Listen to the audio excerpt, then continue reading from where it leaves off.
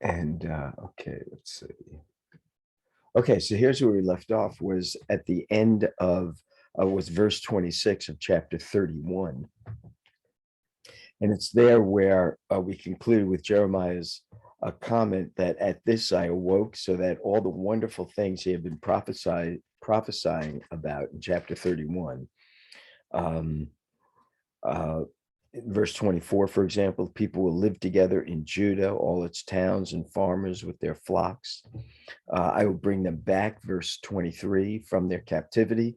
And then he says, at this I woke, looked around. So this would indicate that this revelation was given to him in a dream, and my sleep had been pleasant. So just a really wonderful kind of statement regarding how this vision had, and this prophetic vision that he was given, how it impacted him. It just made his sleep um, really pleasant, really nice.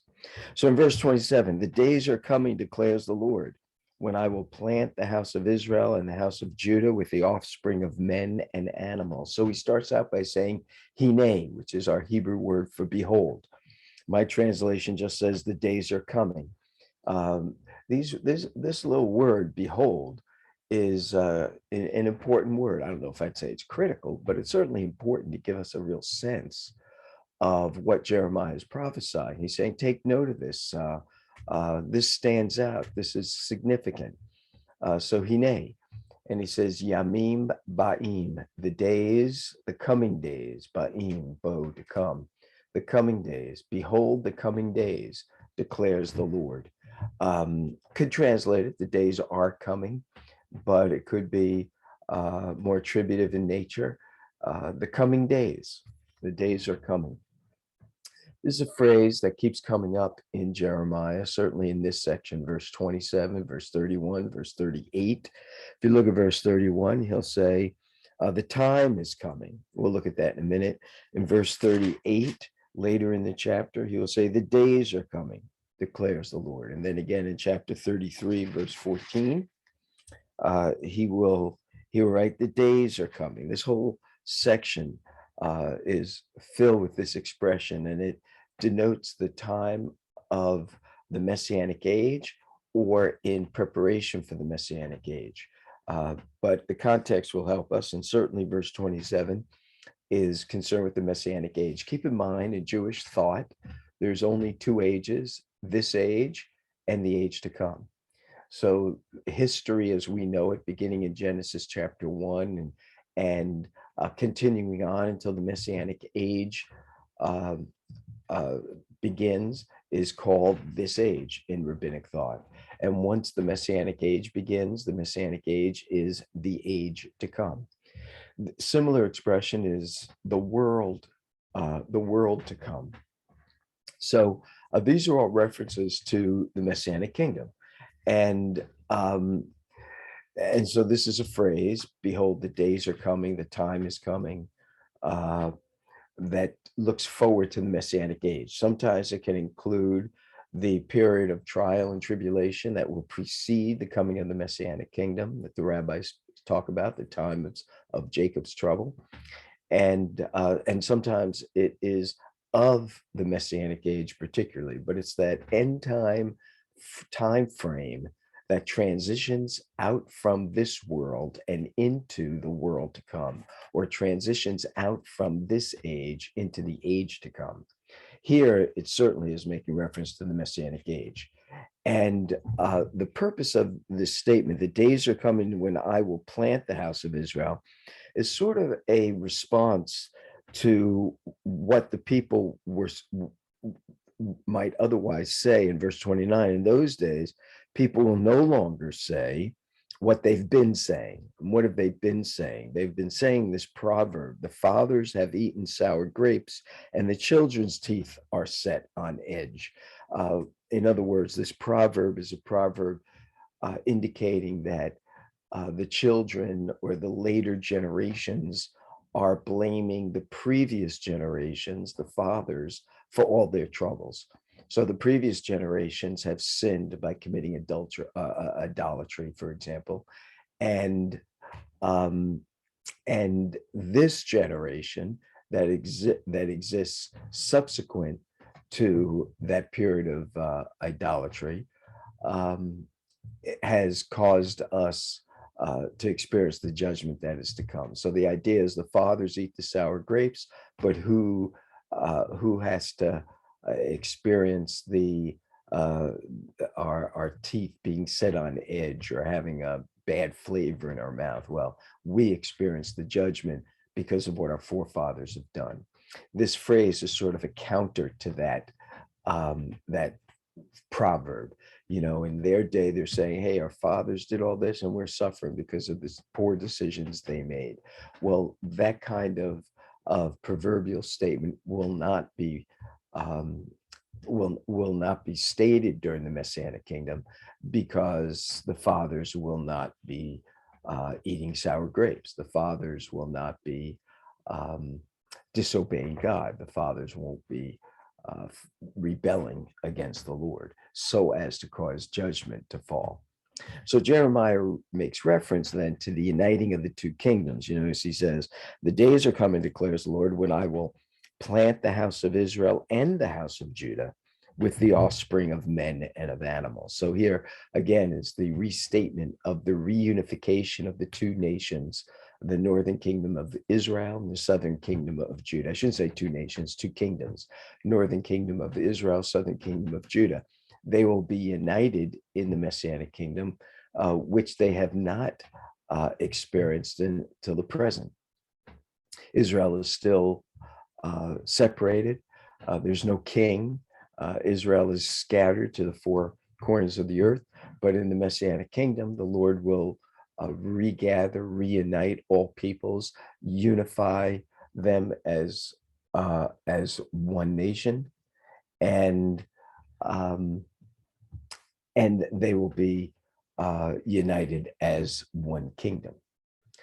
And so the promise here is that both the Jewish people, made up of those individuals from these two kingdoms, the kingdom of Israel, the kingdom of Judah, these two entities of the Jewish people, these two kingdoms united into one nation, will multiply with respect to their numbers as well as their animals. So the Jewish people will increase, as will their possessions, their animals. So he says, the house of Israel, the house of Judah, I will plant the house of Israel, the house of Judah, with the offspring of men and animals. So the idea is that Israel will increase, the nation will enlarge, and the people will grow, and the people will prosper. This will be the result of the planting work of the Lord. That's what he uses. That's the expression he uses. When I plant the house of Israel and the house of Judah. So this planting work of God is the work whereby he reunites the nation, brings them into their land, establishes them there, builds them up, and provides for all of their needs. So he says in verse 28, just as I watched over them to uproot and tear down and to overthrow, destroy, and bring disaster, so I will watch over them to build and to plant. This idea of watching over has the sense of superintending or sovereignly determining.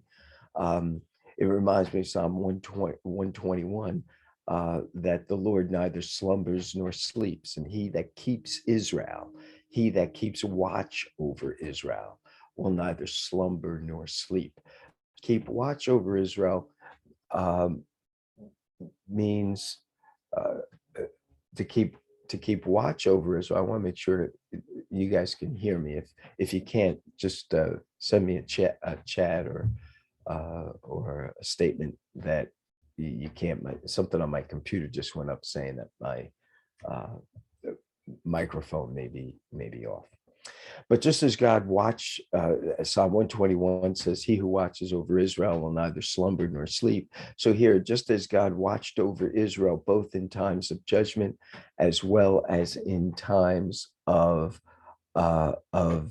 provision. Thank you, Megan. I appreciate you telling me that. So just as God watched over Israel in times of judgment, he will now watch over them in times of planting, in times of blessing. So he used these four expressions.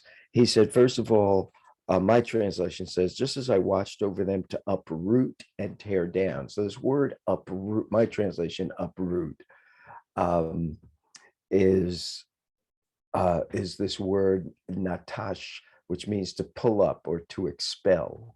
So he may have, in the sense of to bring them into exile, to uproot them from the promised, the land of promise into exile. Then he says, and to, my translation says to uproot first, I put them backwards, and then to tear down. But these words are sort of like interchanged. Let me make sure that I have them in the right order. Maybe I was looking at the Hebrew text, and that's why. Um, so we're at verse 28. So let me come on down here. Hold on. Verse 28. He says, first of all, to uh, to to to uproot. Well, actually, I must have I must have inverted the translations.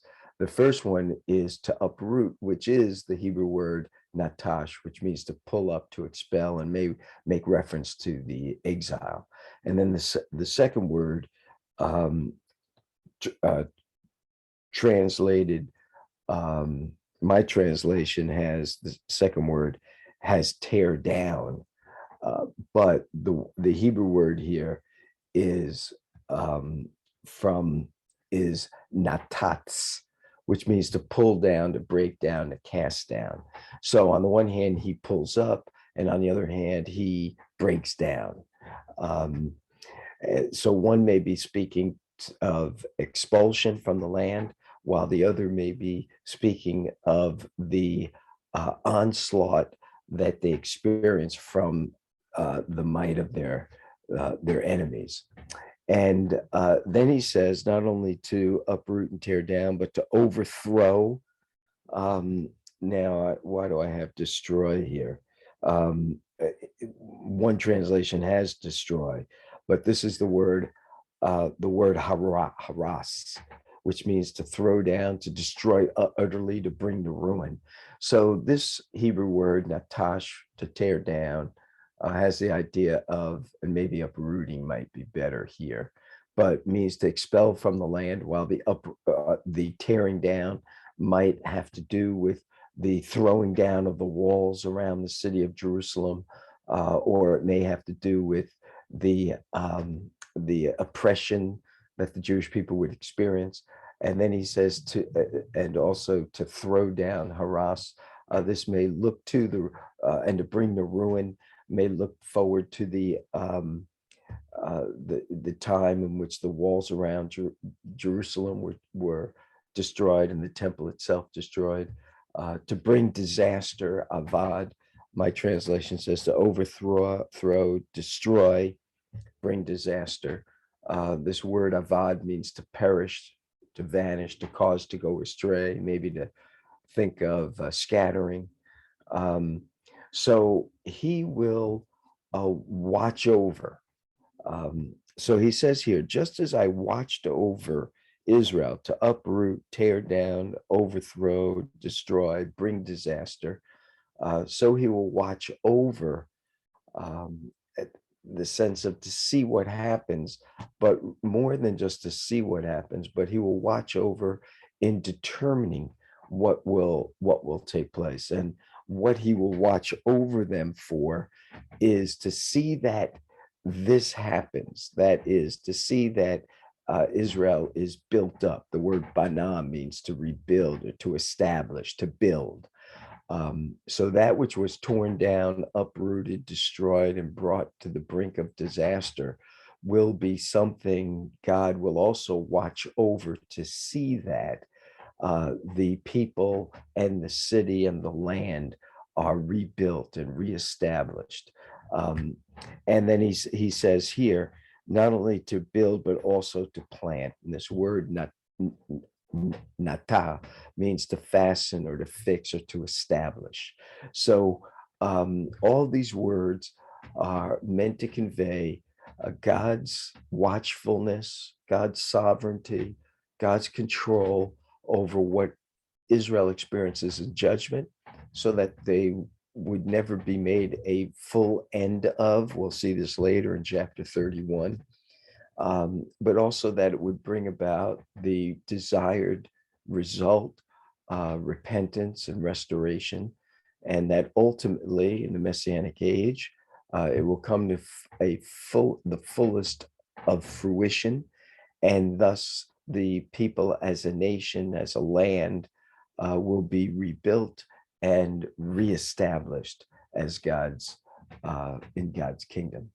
And this is what God promised he would do when he initially called Jeremiah. So if we turn back to Jeremiah chapter 1, when he first calls Jeremiah as his prophet, he says in verse 10, "See, today I appoint you over nations and kingdoms to uproot and tear down, to destroy and overthrow, but also to build and to plant." So Jeremiah is going to have words of hardship, words of judgment, but he's also going to have words of building and planting, words of hope, words of restoration. Here in chapter 31, the Lord, in essence, reminds Jeremiah that the days are coming when the planting and building aspect of your revelation will come to fruition when the Messianic kingdom is established. And just as God was watching over Israel during times of judgment, so that the judgment would not completely destroy Israel, but would bring about restoration and repentance, so he's watching over Israel at the end of this age to bring about the final restoration of his people. So God promised to watch over Israel, to build and to plant, Jeremiah chapter 1, verse 10, even when he called Jeremiah. And the same God who brought judgment upon his people not only can bring restoration, but he will bring restoration as well. So in verse 29, he says, "In those days, people will no longer say, the fathers have eaten sour grapes and the children's teeth is set on edge." So bayamim hahem, in the days, the that ones, the those ones, I guess, in those days. So these are the days of the Messianic kingdom, the Messianic days, the time of the Messianic age, the world to come. So in this kingdom, the people will no longer blame the fathers for their problems or their sin, which is what this proverb is about. In those days, no longer will they look to the past and blame the fathers for the struggles that the descendants or later generations are experiencing. The idea is that our forefathers partook of the sin, they ate the sour grapes, and the descendants experience the teeth being set on edge. That is, they experiencing the fallout for the sins of the previous generation. The thought is that these persons were saying they're being punished for their fathers. I guess that should be apostrophe s, for their fathers' sins. Now in verse 30, he says, "Instead, everyone will die for his own sin, and whoever eats sour grapes, his own teeth will be set on edge." So every person will be responsible for his own sin.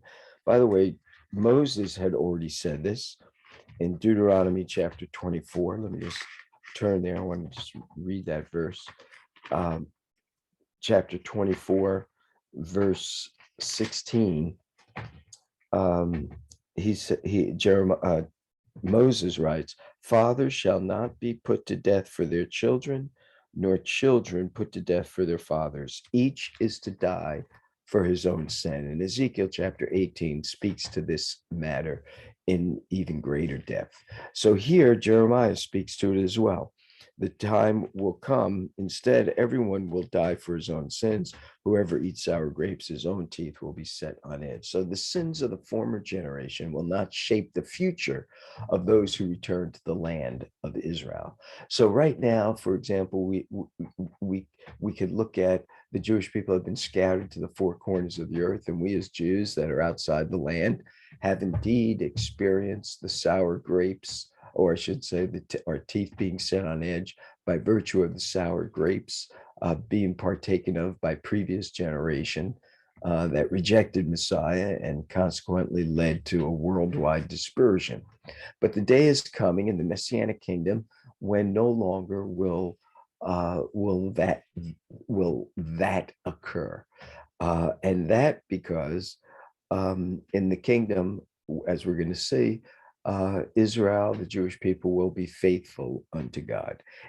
For the time being, however, he says, everyone will die for his own sin. We may experience some kind of fallout from the sins of ancestors in terms of previous generations. And he's talking about Israel on a national basis. He's not talking about individual persons because of their ancestors, something like generational sins or something. That's just not true. But what he's emphasizing is each person will bear the consequences for his own sin. And so in verses 31 to 34, here is where we reach the climax of really what the Hebrew Scriptures is all about, what the Hebrew Scriptures meant to convey. This is what Genesis, after the fall and the choosing of Abraham, this is where history was meant to get to. The new covenant that he's going to be speaking about, because it's in the context of the new covenant that all the blessings that God intends to give to his people Israel was to be experienced. So interestingly enough, just some things to think about is that this section is also the longest Hebrew passage quoted in the New Testament.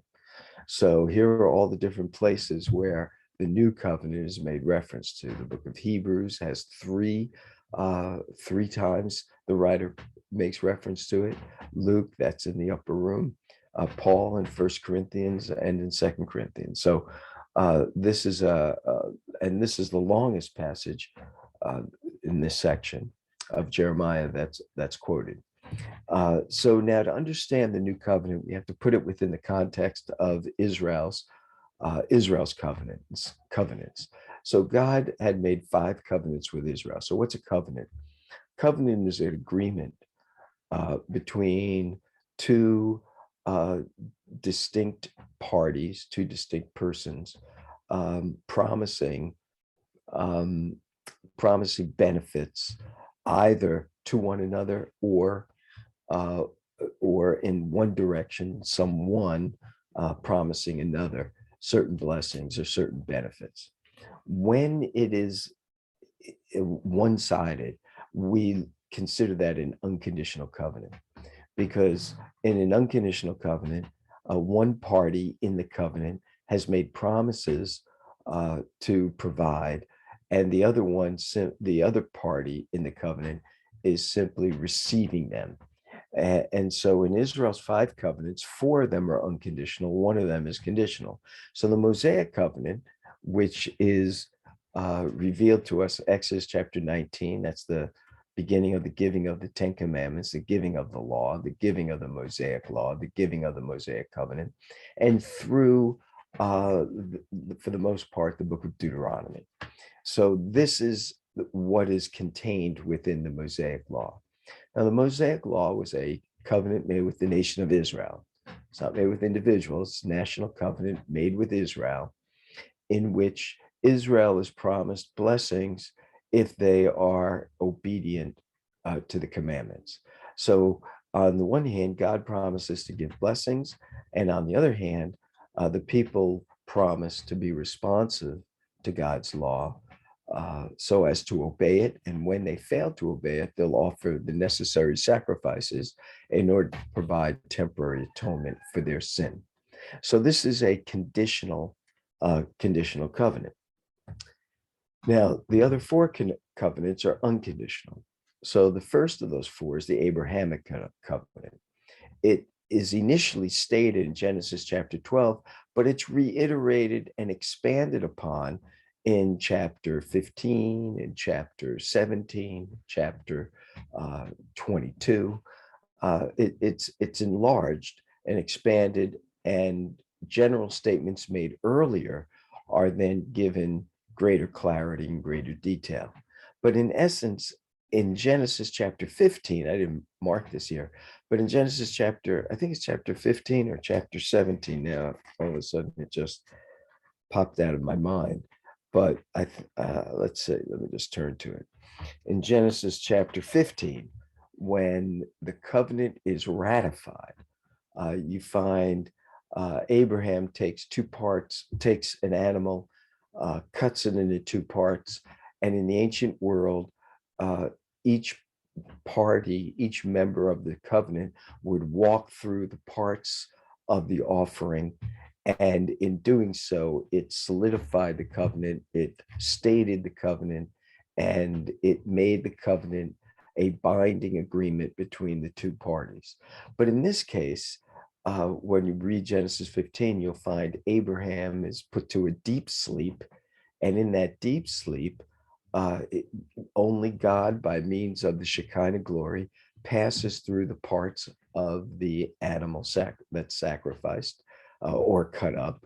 And in doing that, the Lord then binds himself to fulfill these promises to Abraham and his descendants. So while the Mosaic covenant was a national covenant, the Abrahamic covenant was initially a personal covenant with Abraham, but because it's made also with his descendants, it becomes a national covenant with respect to the nation of Israel, to the Jewish people. So the Abrahamic covenant is an unconditional covenant. And for the most part, there are three primary provisions. God promises Abraham a land that he would give him. He spells out what that land is and its boundaries later in chapter 15. And then he also specifies, makes promise that he would have descendants. Now, when he mentions descendants, God has in mind descendants by way of multiplying his ancestry, his seed. He would multiply his seed so that his ancestors would greatly multiply. But there's also a sense in which by descendant, he doesn't only mean doesn't he's not God is not only focusing on the multiplicity of the nation or of Abraham's offspring, but he also is thinking of a singular offspring that would come through Abraham, who would be the promised deliverer. So you have these three primary provisions: one, land; secondly, descendants. He will multiply his offspring, but also there'll be a particular offspring. There'll be a particular person who will descend from Abraham, who will be the redeemer of the world. And then thirdly, he promises him great blessing. Abraham becomes a wealthy man. He does experience great blessing, but the blessing is beyond merely what is given to Abraham. So in each one of these blessings, there's a sense in which it's relevant to Abraham particularly, and yet also relevant to his offspring as a nation, and also has a focus on a particular descendant who would be the Messiah of Israel. So the Abrahamic covenant's unconditional, simply promises made to Abraham and his descendants, the Jewish people. And what they are promised is a land, promised that their descendancy, their ongoing offspring would multiply, and that there'd be a particular descendant who would bring about Israel and the world's redemption, and that through Abraham there would be great blessings that the people of Israel would experience, but also the nations of the world. Now, the second of the unconditional covenants and the third of the five covenants is the land covenant. And so this is written of in Deuteronomy 29 to 30. It's an unconditional covenant that is stated within the confines of the Mosaic law.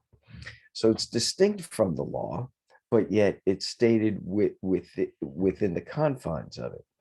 And what this covenant does is it expands on the land provision that God had made to Abraham in the Abrahamic covenant. So the land covenant is a way in which God then expands and certifies that the promise to Abraham to inherit a land is now expanded to include the entire nation, and thereby is unconditional as well, because it's part of the Abrahamic covenant, or it descends from the Abrahamic covenant, which is unconditional. And thus the land of Israel belongs to the Jewish people, and they are the possessors of the land. Now, the fact that they have the right to the land doesn't mean that they'll always be residing in the land. God can cast them off the land if they disobey. But even in their exile from the land, he doesn't take possession of the land from them. It's always the land of Israel. It's always the land of the Jewish people. It's always the 12 tribes.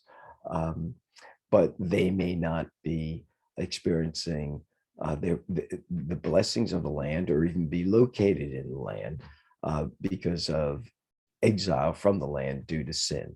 But even when they're exiled from the land is not taken from them. And then our third unconditional covenant, and four of the five covenants, is the Davidic covenant. Like the Abrahamic covenant, this is a covenant made with David, but it has national ramifications. And so in 2 Samuel, Nathan the prophet comes to David and tells David that he would always have a descendant to sit on his throne. So in essence, the Davidic covenant expands the descendant provision that is found in the Abrahamic covenant.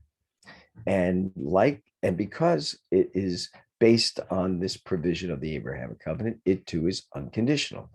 David is not told that he has to do anything. It's simply a promise God makes to Abraham in that he will have a descendant to sit on his throne forever. And he promises three things: throne, dynasty, kingdom would belong to David. And then the fifth and final covenant, and the fourth unconditional covenant, is what we're looking at, the new covenant.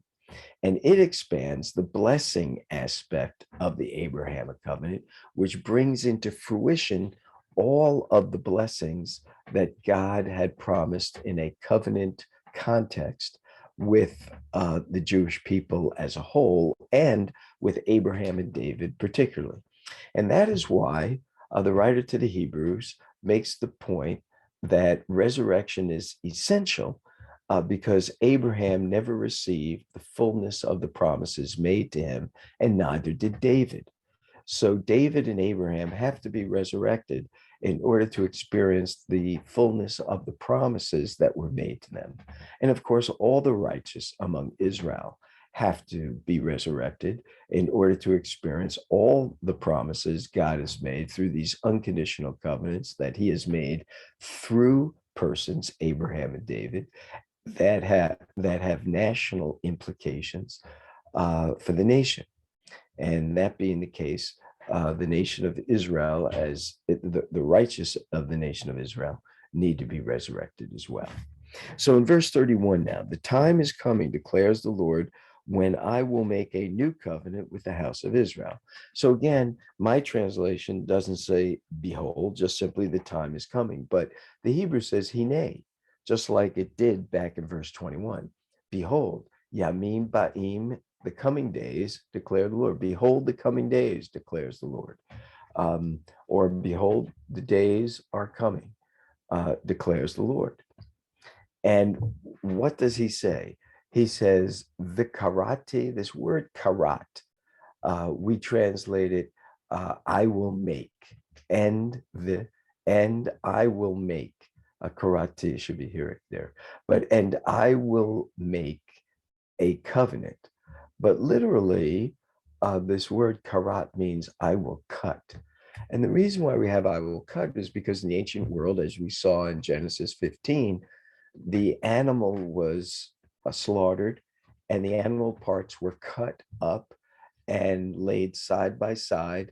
And then the members that were entering into the covenantal relationship with each other would pass through the parts of the of the animal that are spread out and laid in parallel in front of each other and providing a walkway or walkway that is appears between the two parts of the animal. So in this case, the Hebrew word to make a covenant is you cut a covenant.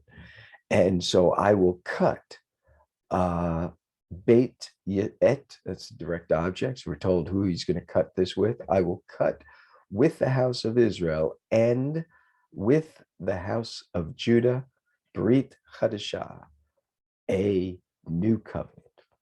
And so my translation says, the day's coming when I will make a new covenant. But it's really kind of the other way around. I will cut with the house of Israel and the house of Judah a new covenant. My translation says, when I will make a new covenant with the house of Israel and the house of Judah. The translation is inverted, but it's important just to note how it's laid out in Hebrew, because the emphasis is on the covenant who the covenant is being made with.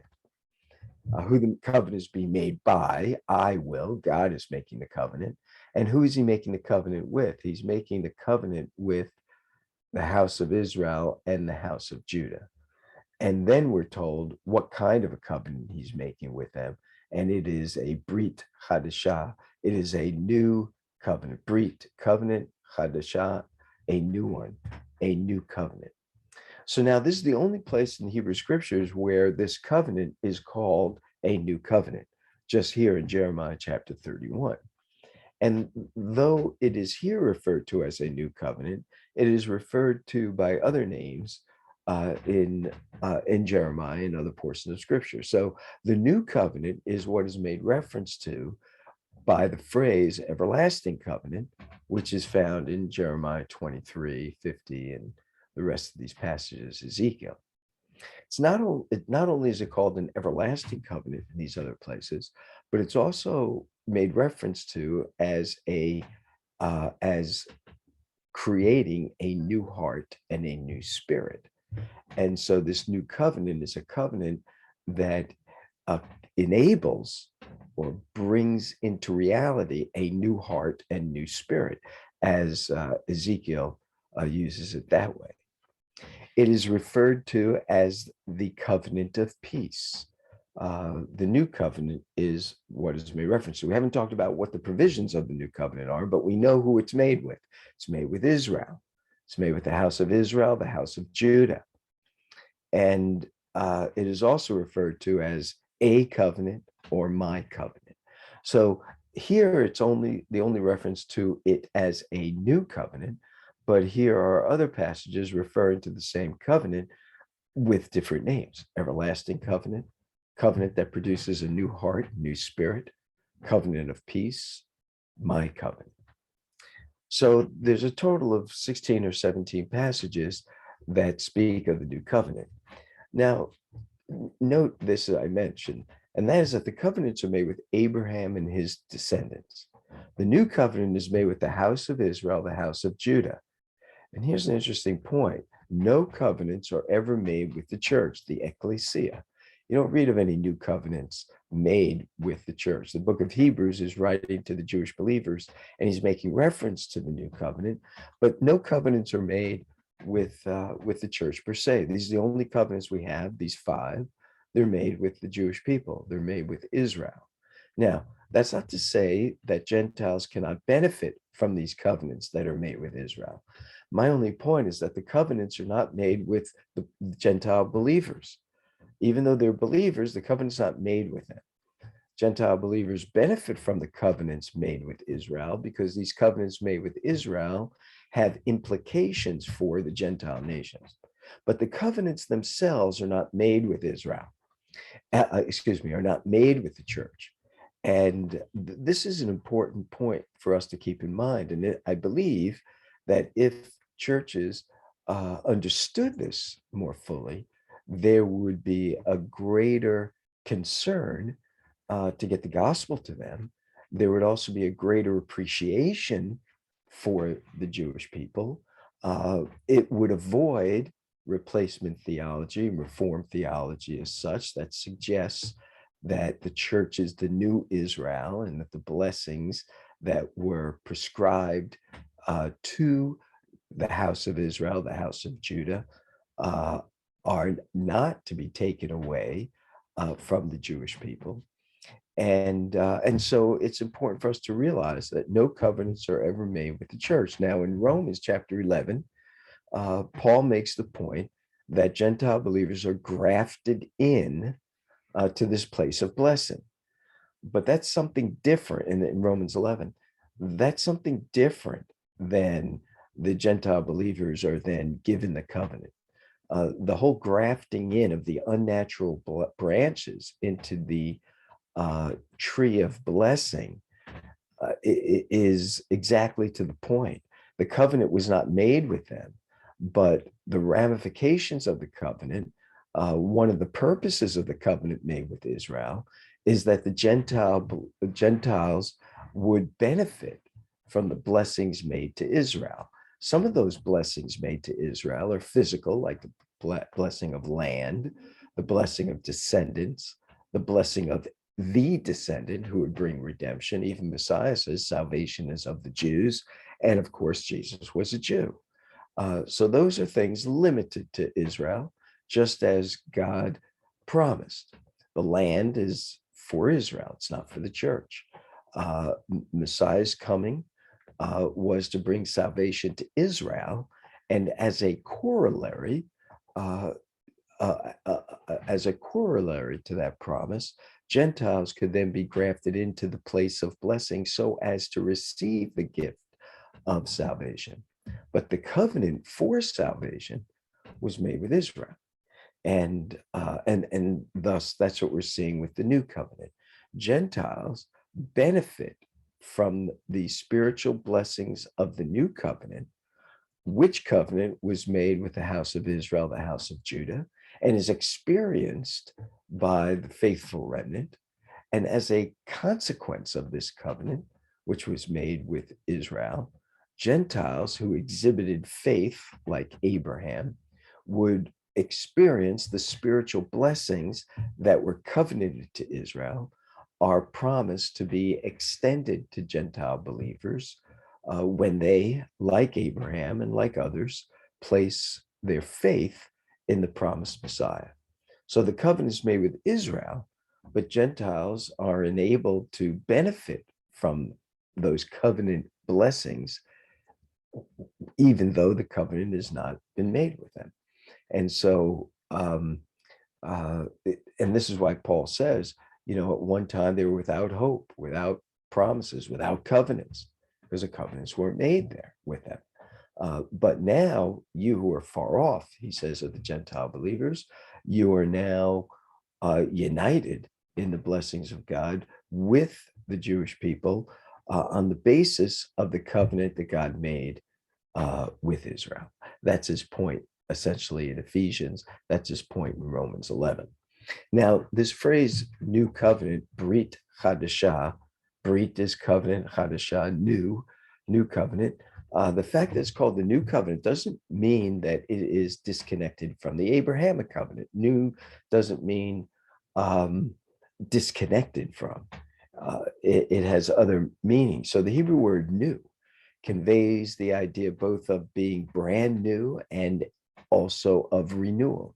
So it would be new in time because it will be experienced in the Messianic age, and it's new in nature because it's distinct from the Mosaic law as a conditional covenant.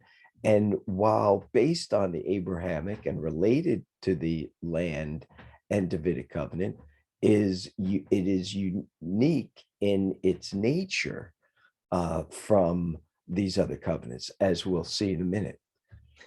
Now, we say it's new in time, new in nature, but that's not to say there aren't connections with previous covenants. Nearly 3/4 of the contents of the new covenant, as we're going to see in a minute, are a repetition of what was stated in the earlier covenants.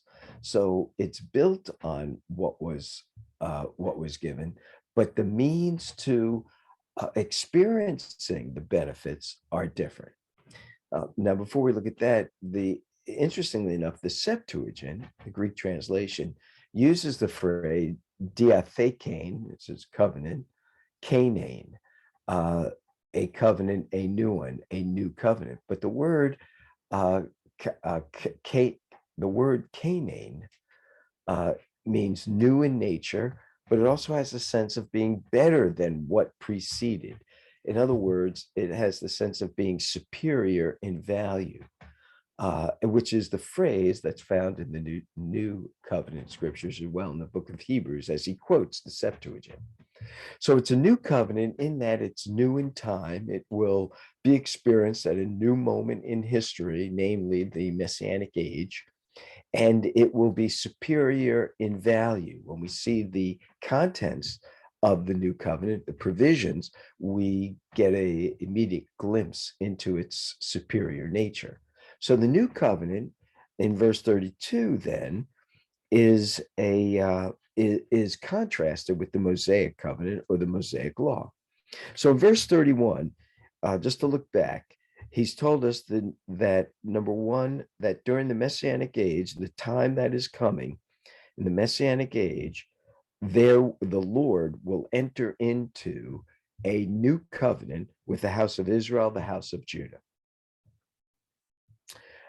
That's what we see in verse 31. Verse 32 now, he tells us essentially, he contrasts this covenant with the Mosaic law, and then he gives us the provisions. So the first thing he says is he describes the Mosaic covenant in the following way. He says, first of all, it will not be like the covenant that I made with your forefathers. Well, we just saw earlier that the forefathers ate sour grapes.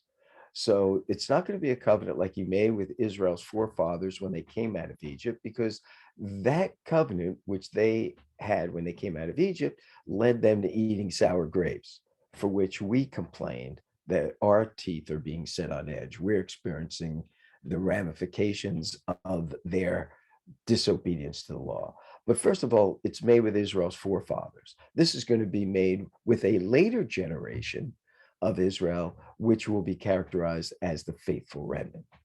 And secondly, it's made at the time of the Exodus. He said, I made with them when I took them by the hand to lead them out of Egypt. This phrase, took them by the hand, hecheziki biadam, it's a very tender expression. It means when I tightly took hold by their hand. So it's like a mother or father who takes hold of their child and crossing the street, really hold on so that they don't run into traffic or whatever the case might be.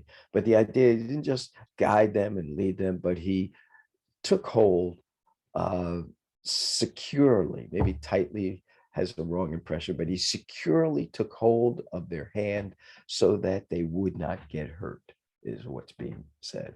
So it's the covenant made at the time of the Exodus. That covenant, of course, as we saw, is the Mosaic law. Further, it's a covenant they broke. This word broke, parar, means to violate, to frustrate. To break means that they did not keep its provisions.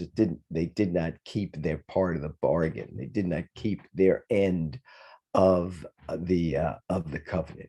Remember, the Mosaic covenant is a conditional covenant, so that both parties have responsibilities. God said, I will bless, and Israel said, everything you say, we will obey.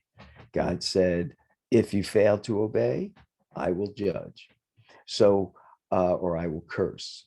So it's conditional. The blessings are conditional upon Israel's responsiveness, and thus they were not obedient because of their sin. So it's important to remember the fault was not with the Mosaic law. Paul says, Romans chapter 10, the law is holy, just, and good. So the law is a revelation of from God. All things from God are good, and all and the law is holy because it comes from a holy God. It is just because it is righteous, and it is good. It's beneficial for the nation of Israel. It had its positive elements to it. So the fault in obeying the law was not the law. Um, Erasmus, in his uh, uh, debate with Martin Luther, uh, argued in his diatribe, his text, he said, ought implies can. In other words, if in the Mosaic law one ought to honor his father and mother, if God says you ought to do this, then you can do it. Otherwise, God would be unjust to command us to do something we ought to do when in fact we can't do it. Martin Luther responded in his text entitled The Bondage of the Will. He said just the opposite. He said that's not true. Um, ought does not imply can. Even though we ought to honor our father and mother, doesn't mean we can honor our father and mother all the time. And so Luther's point was, because of humanity's sin, because of Adam and Eve's sin in the garden, we have to always remember that we are sinners, and the wages of sin is death. And because the wages of sin is death, Martin Luther said, ought does not imply can.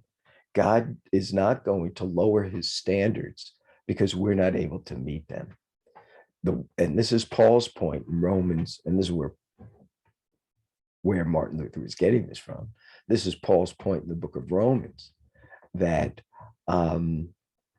that what we need in order to stand before God is the righteousness of God, a righteousness that can be attained only by the perfect, consistent, ongoing obedience to the law. And this is what Messiah said he came to do. He came not to destroy the law, but to fulfill it. And in fulfilling the law, he demonstrates that he alone, of all of humanity, as the God-man, the second person of the triunity, taking on human form, could indeed obey the law. And in obeying it, he demonstrated he possessed the righteousness of God, which righteousness he can then grant to others by his grace, so that we can stand before a holy God. As the writer to the Hebrews says, without holiness, no one will stand or see the Lord. So we need the righteousness of God. How does one attain it? Can't attain it by obeying God, because we're sinners. And while the standard of righteousness cannot be changed, because a holy, righteous God is what he is, therefore, what a person ought to do does not necessarily mean he can do what he ought to do, or what he needs to do, or what he must do to inherit eternal life. So the fault was not with the Mosaic law, which held to a perfect standard, but the problem was with the people who were sinners and thereby could not obey the law. So the covenant God made, which we accepted and entered into, was violated. And so the fault was not with the covenant. The covenant was telling us the standard we needed to meet. The problem was with us. And so the writer says that, or Jeremiah says that the new covenant would not be like the Mosaic law, which was made with the Jewish people that came out of Egypt when he took them by the hand, because they broke that covenant, though I was a husband to them, is what my translation says. The Hebrew says va'anochi, because I, even I, it's like it's an emphatic independent pronoun. Ve'anochi ba'alti. This is a word Baal. We get the word master or Lord from it. So, and even I was Lord, husband, or married, bam, with them, declares the Lord. So the Mosaic law was a marriage covenant. The Mosaic law was a ketubah. So when they entered into the covenant with Israel, with God at Mount Sinai, known as the Mosaic law, they were accepting the responsibility for being the wife of the Lord. And so the Lord became Israel's husband, and Israel, the nation, became Israel's wife. And that's why the prophets will speak of Israel committing spiritual adultery, in that she would go after false gods. And by worshiping false gods, she was in effect committing spiritual adultery, violating her covenant, her marriage covenant with the Lord. So the parallel is just as in the Brit Hadashah, in the New Covenant scriptures, the ecclesia, the called out ones, the body of Messiah, the church, is referred to as the bride of Messiah. So in the Hebrew scriptures, Israel is called the wife of the Lord. So, but I love how my translation simply says, though I was a husband to them. Um, the Hebrew says, though I, even I, was Lord, was a Lord, was a husband, was married, either any one of these words could be used here, with them, declares the Lord. Ne'um Adonai. And I just want you to note that in this section, just verses 31 through 34, which is the introduction to the new covenant now itself. I shouldn't say the introduction, the new covenant. We have twice in the first section this phrase Ne'um Adonai, and twice in the second section. So in verse 31 and 32, notice the time is coming, declares the Lord. And then the conclusion of the first section, he says, though I was a husband to them, declares the Lord. Notice that that inclusio, the beginning of the section, the first section of the new covenant, begins and closes with a Ne'um Adonai.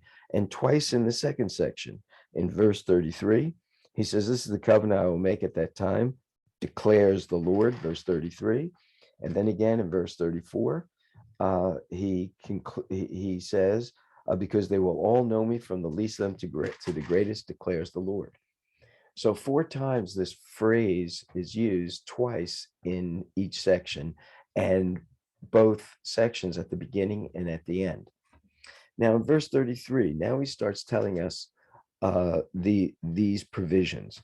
So he has told us the time for the covenant, the time is coming. He's told us with whom the covenant is made, verse 31, house of Israel, house of Judah. He's telling us a contrast, what the covenant is not like, the negative, it will not be like. But what will it be like? Verse 33, he now gives us the positive, and he starts telling us what the covenant consists of. So, but note by the phrase house of Israel, here he doesn't say, I'll make with the house of Israel and the house of Judah, because now he means all of Israel. So he uses the phrase Israel as we generally use it, all the Jewish people. He says that this covenant is going to be made with the Jewish people after that time. After those days is literally what the Hebrew says. What days? Well, the days he's described for us in verse 27. Look at verse 27. The days are coming when I will plant the house of Israel, the house of Judah, with the offspring of men and animals. So he's telling us the new covenant is going to come into fruition at the time of the Messianic kingdom. And he's saying it will be made with the Jewish people at the time of the Messianic kingdom. And in this section, there are 2 climactic phrases that are introduced by the Hebrew phrase, the Hebrew word ki, which is the word for or because. So in verse 33, he says, Kizot habrit, for this is the covenant that I will make with the house of Israel. That's what you see in verse 33, beginning of verse 33. And then in verse 30, 34, he then says it again, because kulam, for all of them, yedu, they will know, oti, me. And so these are 2 climactic phrases. But this is the covenant, and for they, verse 34, they will all know me. So you have these 4 declarations of the Lord, Ne'um Adonai. Both of them are the 4 of them, 2 in the first section, 2 in the second section. And The two in the first section come at the front end and the back end, the intro and conclusion. And the two in the second section do the same thing. They come at the beginning and then at the end. And then we have two key phrases. I don't mean K-E-Y, but I mean key as in Hebrew, two climactic phrases in 33 to 34. And then there are four I wills in the covenant. So you see in verse 34, he says, I will make with the house of Israel, the house of Judah, a covenant. And then in verse 33, he says, I will put my law in their minds in verse 33. I don't know why I put verse 31. Verse 31, he does say, I will make a covenant with the house of Israel, the house of Judah. He says in verse 33, also, I will make with the house of Israel, which is a reiteration of verse 34. Here he says, I'll put my law. The word here, law, is Torah. So I'll put my law, put my instruction, my truth in their minds and in their hearts. Thirdly, he says, I will be their God in verse 33. Put my law in their hearts. I will be their God. And then he says, I will forgive their iniquities at the conclusion of verse 34. So you've got four Ne'um Adonais, two key climactic phrases beginning with key, and you have four I wills. That's what makes this covenant so significant. And these I will statements indicate the unconditional nature of the new covenant. You see, everything is what God is going to do. These are promises. I will do this for the house of Israel and the house of David. So, and the house of Judah. So what are the provisions of the covenant? Well, they're stated for us. First of all, he states that he will put, verse 33, I will put my law in their minds. That's my translation, but God's Torah will be put within their innermost being. He is the word kerev, which is the word for your innermost being. So it's not just in their minds as they're thinking about, but it becomes the core of their life. God's law, God's truth, God's teachings, God's instruction, God's ways. Secondly, God's Torah will be written on their hearts. So not only is it sort of endemic to who they are, but it's also what they embrace. It's in their hearts. It's in their innermost being, and it's on their hearts. It's what they love. It's what they long for. It's what they desire. Literally, the text says, I will give or put my Torah in their innermost being, and upon their hearts I will write it. My translation says, and write it on their hearts.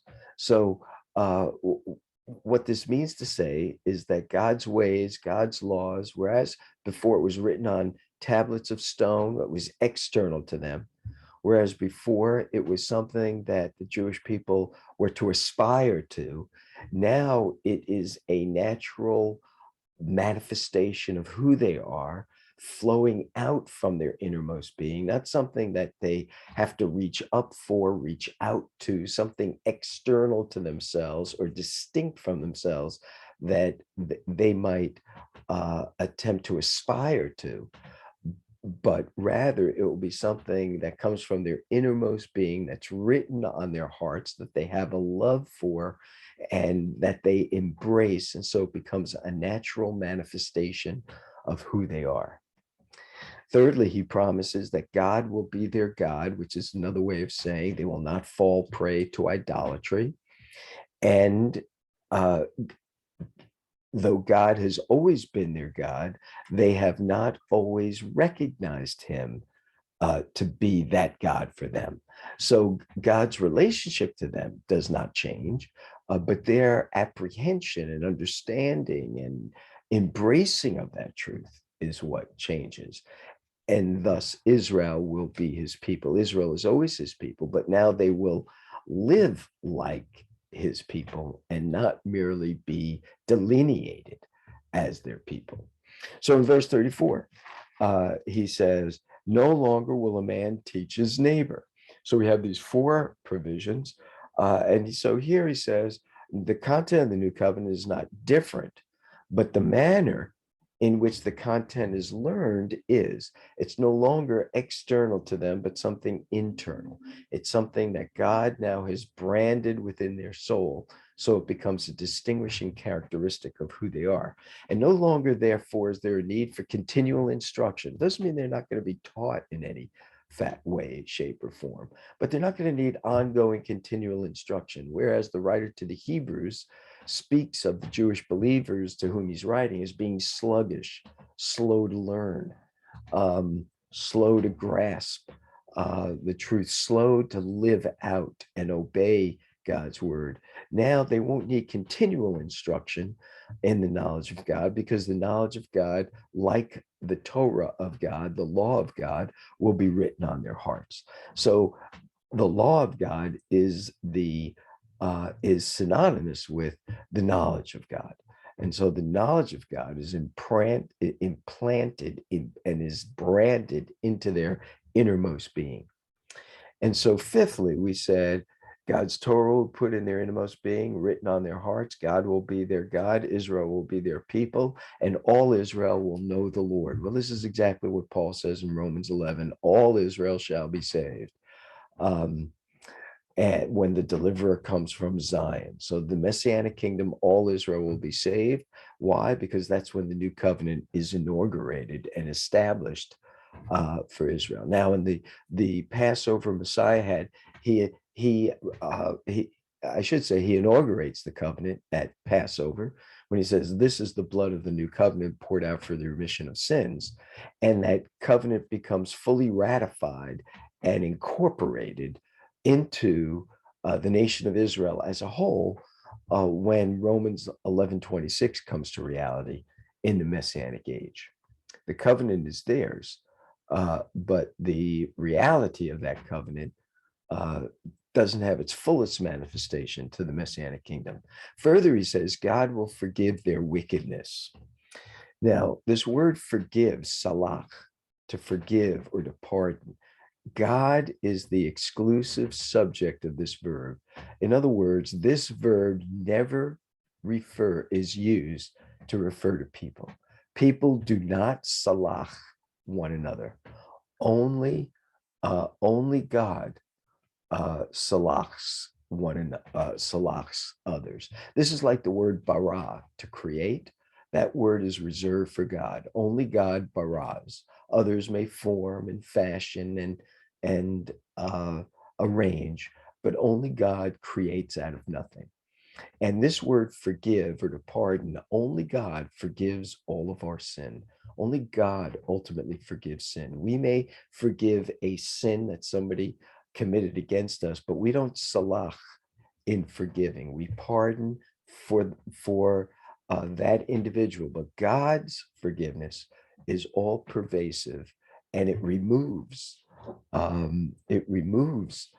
guilt whatsoever. Sometimes we say to people, I forgive you, but somewhere down the road, we make reference to it. We remember it. We bring it up. That's not what God does. He never does that. So he alone salachs. And here are a couple of passages in Jeremiah 33. It's not far. Let's just turn to it. Jeremiah 33, verse 8. You have this wonderful verse, I will cleanse them from all the sin they have committed against me, and will forgive all their sins of rebellion. At the end of his book, he's got 52 chapters, but at the tail end, chapter 50, verse 20, he has another one, again, the word salach, used again. In those days, at that time, declares the Lord, search will be made for Israel's guilt, but there will be none. So there's no guilt. Why? Because there will be none. Why? And for the sins of Judah, but none will be found. Why? For I will forgive the remnant I spare. He will salach them, and thus all of their sin is pardoned. A unique word. And then 7, again, talking about provisions, God will no longer remember their sin. Literally, the Hebrew says, because they will, he says, for I'll forgive their wickedness. And then the last phrase here, and will remember their sins no more. The Hebrew literally says, for I will forgive their iniquity. Mine says, I will forgive their wickedness. Can't be wickedness, but it's iniquity. For I will forgive their iniquity and their sin I will no longer remember ever. You have the word owed at the end. So my translation tries to bring it out by saying, I will remember their sins no more. And that does the trick, but I think this is even better. And their sin I will no longer remember ever. So I don't know if I wrote the Hebrew. I didn't. So let me just get it here so I can give you a better sense of that word. Verse 34. He verse chapter 31. So he says, and that's one of those key phrases. Ki eslach, for I will forgive. La'avonam, I will forgive their iniquity. Ul chatatam, chata, to sin, to miss the mark, and their sin lo eskar, and their sin lo eskar. Lo is the word no or not, and their iniquity and their sin eskar, I will remember lo, and their sin I will not remember owed ever.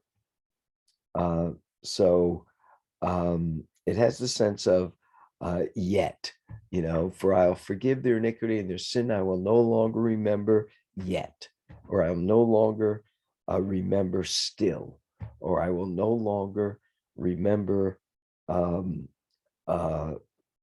more, So I have it as I will no longer remember ever. So very strong, beautiful words. Okay, let me stop the share. We're going to stop there. It's about 10 of, and stop the recording. That's what I got to do.